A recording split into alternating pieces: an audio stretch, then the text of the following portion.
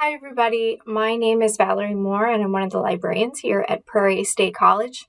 And in fact, I'm the librarian for this class. I'm assigned to your class, so I'm your liaison librarian. You can reach out to me at any time with any sort of questions that you might have. I have my contact information here, and I will also have it at the end of this presentation so that you have it. All right, let's get into the weeds. Today, we are going to talk about not types of publications. We're going to talk about the library, specifically the library's website. We have something on it called OneSearch, and I am going to demonstrate how you can use it for more effective research. But first, let's begin with the most basic stuff. This is the library's website right here, and this is our web address. You can also get to the website from the Prairie State College main webpage.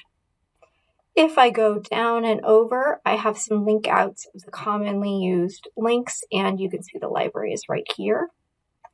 Another way I can get there is from the D2L page. Say you're on there doing some of your homework or anything else. If I go upper left-hand corner to home, and then down to PSC links, and the library is the fourth choice down from the drop down. So one of the really cool tools the library has is we have something called OneSearch, and it is a search engine that searches across the library's collection, and it's going to pull out all kinds of results based off of the keyword that you search. And there are 3 different ways that you can search. You can search by keyword, or you can think of that as subject searching, concept, or topic. All kind of means the same thing. There's a drop down here. I can also search by title or author. So say, for example, title works, of course, if you know what the title is. What if I'm looking for The Call of the Wild? And it works really well if you want to look for an exact title, put quotation marks around it, and then the search engine will look for it in that order. Helps if you actually hit enter. And then I'm going to get search results with ebooks for The Call of the Wild. Here are the databases confirming what I searched for. All kinds of ebooks as well as video recordings, and there's probably a print book in here too. I can also search by author. So you're going to see I have a little bit of a theme, Jack London. This would be the point when you'd be prompted to log in if you weren't already logged in. I'm going to start off with what's called a research starter, and that is kind of like a Wikipedia article in that it's a big picture overview of your topic, in this case, the author Jack London. Like Wikipedia, you wouldn't necessarily want to cite it in a paper, but it'll give you a big overview, and then it'll have some citations at the end for you so that you know it's a credible source. Now you're probably thinking, this is great, but I'm not going to be looking up Jack London or The Call of the Wild, at least not for this class. I'm going to be looking up concepts and ideas. So let's practice that. Let's go back to our keyword search. And I'm going to demonstrate a search that I've done for a few different classes because it is something that is both being researched a lot right now, and it's a topic that a lot of students are interested in. So this topic is, how is mental health or some facet of mental health impacted by the use of social media? So as I mentioned, being studied a lot right now, and a lot of students are researching on it. So it's a really good, timely example. It's also a good example to demonstrate searching for 2 different ideas. I'm searching for essentially 2 concepts here. I'm searching for the concept of social media in this little bubble and mental health. And I'm going to ask the database to look up where they overlap. So let's actually do that. You can tell I've demonstrated this a couple times. I can tie together both ideas and ask the database, hey, I want you to look for both of these ideas by putting the word "and" to tie the 2 ideas together in all caps. Now, if you don't put it in all caps, the database doesn't understand that's what you're doing because it's pretty good, but it's it's not perfect. So let's hit search and let's see what some real search topics might look like. Again, here's where you'd be prompted to log in. And bam, here we are. This is a sufficiently big topic, and so you're going to start with a research starter, just like we saw for Jack London. What this is up here, these three boxes, this is doing a few things. One is it's confirming what you searched for. It's saying, hey, you searched for social media and mental health. Is that what you meant? So if you find that you don't get search results, either you don't get any, which seems unlikely, but it can happen, or you don't get what you want and things just aren't making sense, scroll back up here and see what you put in, because we all make mistakes. Sometimes you type things in wrong, or you might want to change your search term slightly.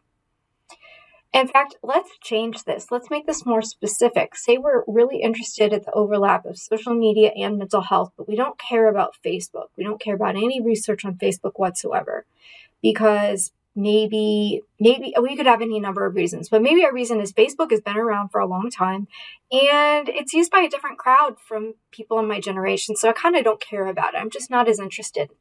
So let's look at the overlap of social media and mental health, but we don't want to look at Facebook. So let's say not Facebook. So that'll take out anything with Facebook.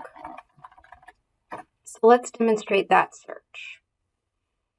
You'll see we're going to have less search results, not many, but we have 1.2 versus I think it was 1.3. Let's see what an actual search result looks like.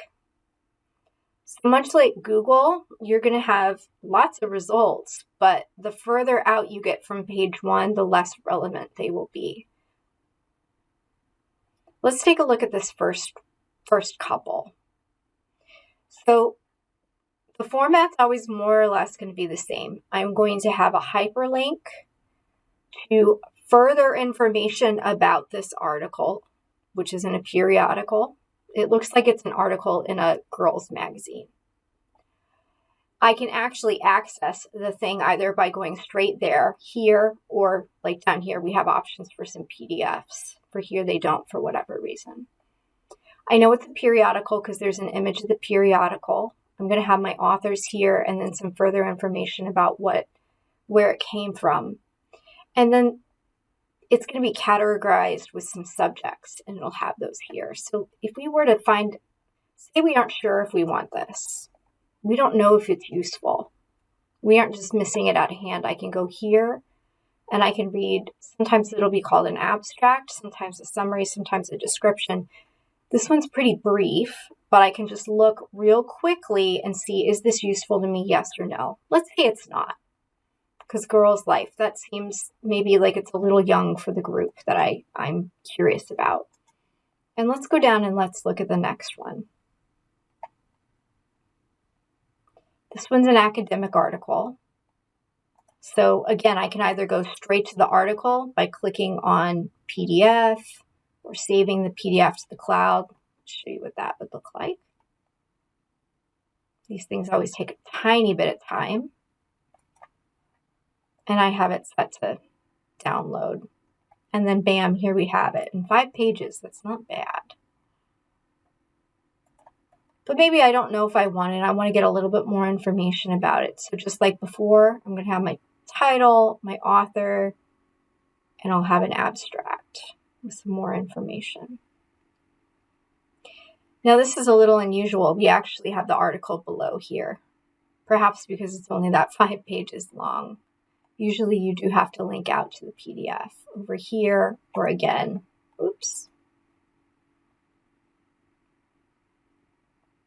back here. Now, once you start finding articles, and maybe you want to find articles and you need to read them later, or you've already found articles, you know they're good, you're going to want to find a way to save them so that you can keep track of them, so that you can cite them later, so that you can reference back to them and find quotes and get ideas. You want to keep track of them for all kinds of good reasons. So the best way to keep track of them is the way that works best for you. But I'd recommend trying a few different ways and seeing what you like. So one way is you can click Google Drive and then you can save it to your student Gmail address or your personal one. You can print all of these. And again, you're printing the information about the thing. You're not printing the thing. That's over here. I can email this to myself. I can pop my email in here, and then I can send a citation in MLA style. MLA is an acronym for Modern Language Association, and that is what you use for an English class. I can also save it, and that will save here. I can, if I just need a citation to pop directly into my Works Cited page, or maybe I want to copy and paste the citation into a Word document or a Google document, I can copy and paste it here. And I would say these are generated by a robot. They're automatic, so sometimes you might have the tiniest little error here and there, so just double check that they're correct. But it's far easier to copy and paste this and then maybe move a period over than to completely type them up from the beginning, which can take like real time. I can also export these if anybody uses any sort of bibliographic sort of thing. Most of you probably don't, but you might later on.